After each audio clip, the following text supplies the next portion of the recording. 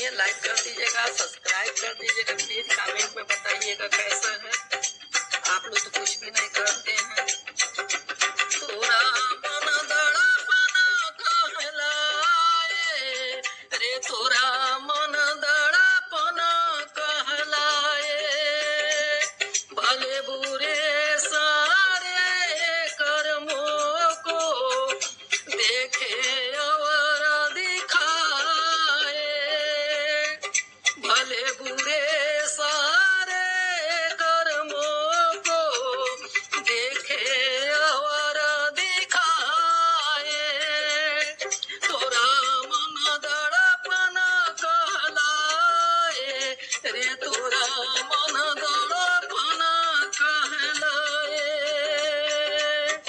मन ही देवता मन ही ईश्वर, मन से बड़ा न कोई, मन ही देवता मन ही ईश्वर, मन से बड़ा न कोई। मन उजियारा जब जब फैले, जग उजियारा होय, मन उजियारा जब जब फैले, जग उजियारा होय।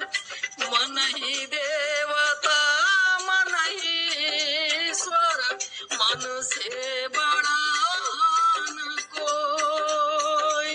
मन उजियारा जब जब फैले, जग उजियारा होय। इस उजले दर पर प्राणी, इस उजले दर पर प्राणी, भूल न जमने पाए।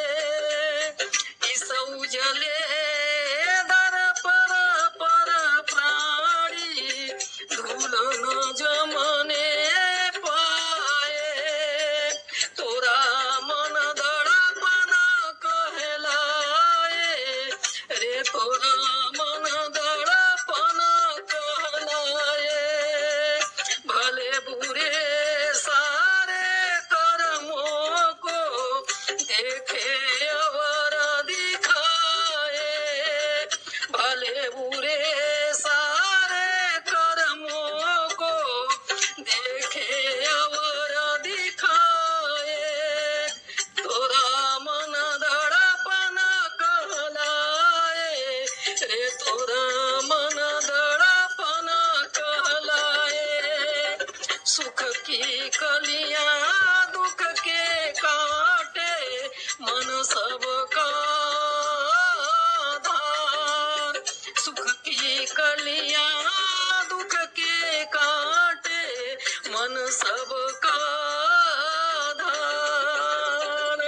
मन से कोई बात छुपे ना, मन के नैन हजार। मन से कोई बात छुपे ना, मन के नैन हजार। सुख की कलियां दुख के काटे, मन सबका धान।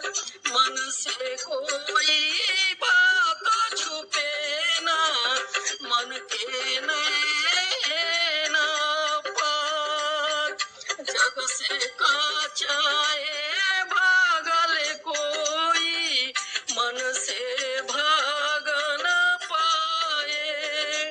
जग से चाहे भागल कोई, मन से भाग न पाए,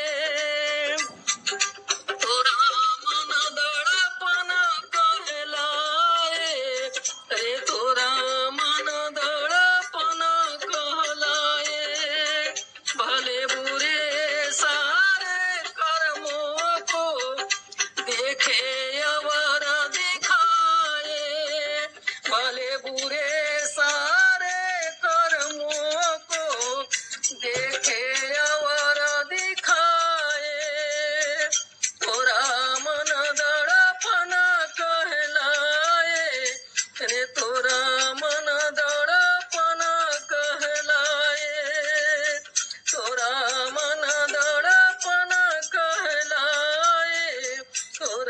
मन